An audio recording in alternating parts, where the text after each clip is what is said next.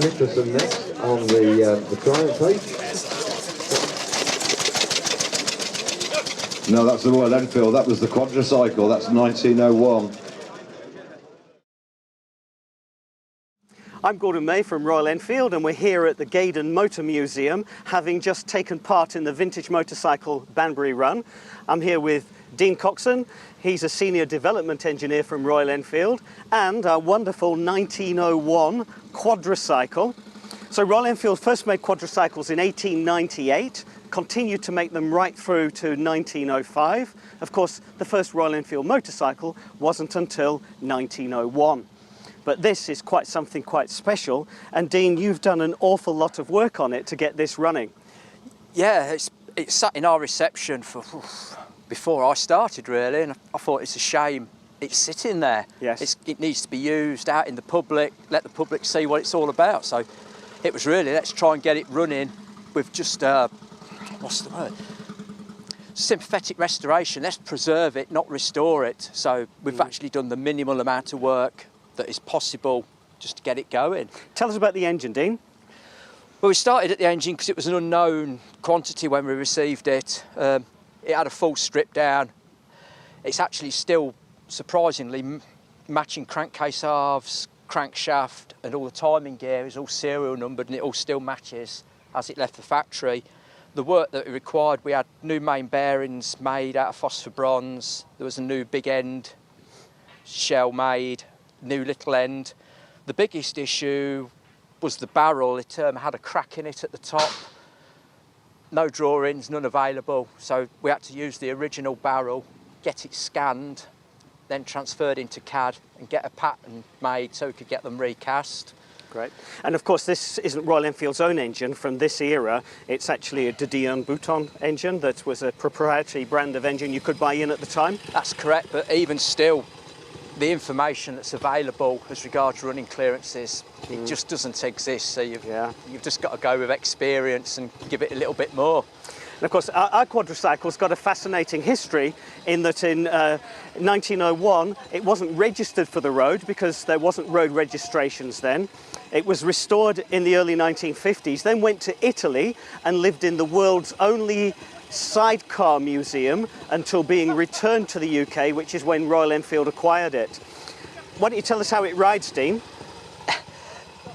It's hard work. Once it's going, it's absolutely fine, and you get into the rhythm of it. This one isn't quite so bad because, as you can see, we've got levers here which controlled the original surface carburettor. Yep. Which, basically, you've got a surface carburettor in here. When the exhaust runs up through it, under it and back out, so it uses the heat from the exhaust originally to evaporate the fuel vapours, but with modern fuel they tend not to work so well, so these were originally used to control it. But what we've ended up doing is putting a modern, a period 20s carburettor on it, which is just helping us trying to get it to work. Is the surface carburettor in use now? It's not in use at all. Okay. But of course, is that an oil cooler or what's that? That's a radiator. Basically, the engine is air-cooled barrel and a water-cooled head, and it works on the thermosiphon principle, as in hot water and hot air rising. tell us about the oiling system, Dean. The oiling system's a total loss system, as it is on most vehicles of this era. You've got a manual oil pump, which should be in the upright position once it's turned on, and every 4 to 5 mile you would just give it a squirt, which puts a measured volume of oil from this container down this pipe, drops it into the crankcase halves, and it basically relies on the flywheels just picking the oil up, throwing it around, and exits the engine wherever it can, as can be seen. What if you forget? It will seize up. I think the tendency is to over-oil because you panic that you're going to forget, and then, as happened today on the run, we had to stop and drain the excess oil off because we'd over-oiled it. Symptoms of it over-oiling is you'll get black smoke in, it'll just feel sluggish, it won't respond, and it starts misfiring. So you know you've over-oiled it then. So the reason Royal Enfield acquired this is, you know, we're the oldest motorcycle manufacturer in the world that's been in continuous production.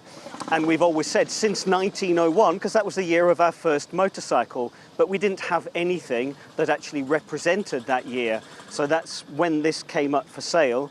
We thought it would be a wonderful thing to have to show to our community that you know, we had something concrete from that amazing heritage. Any other special features on this we can quickly go over? Yeah, well, it doesn't have a clutch. No, Take us through how you start it and ride it, Dean. there's no clutch and it's a single speed. And with the characteristics of what is basically an atmospheric inlet valve, there is no cam operating it. It relies solely on the piston vacuum drawing the valve open. So to start it, you've got pedals as regards a push bike, so you'll be pedalling it. With this lever in this position, it's in what you would call a neutral, so you are propelling the vehicle. To engage drive, you pull that lever, put that down, and it throws a cone, what would be a cone clutch down here.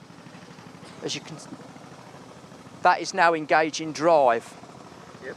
So basically, you'll be pedaling along, you have to get momentum up, ease it into drive, give it a little bit of throttle, and keep pedaling until you feel like you're having no input over the drive of it, and then you're away. Which is all well and good until you come to a traffic light or a junction, and then it's back into neutral, and you repeat the process. It is physically demanding. And of course, if there's a big hill, and this is quite heavy, and if you've got a passenger in the front, then there's a lot of pedaling required. Anything else to add, boys? No, it's an absolute joy to be out on something of this era. It does present its challenges, both on the road, riding it, and all the work that's required preparing it, which Dean has done so brilliantly. But it's an absolute thrill to be out there on something of this vintage. I think people don't realise how much fun these pioneer vehicles can be. Yeah. They are great fun once you get them motoring out in the open countryside. Yeah.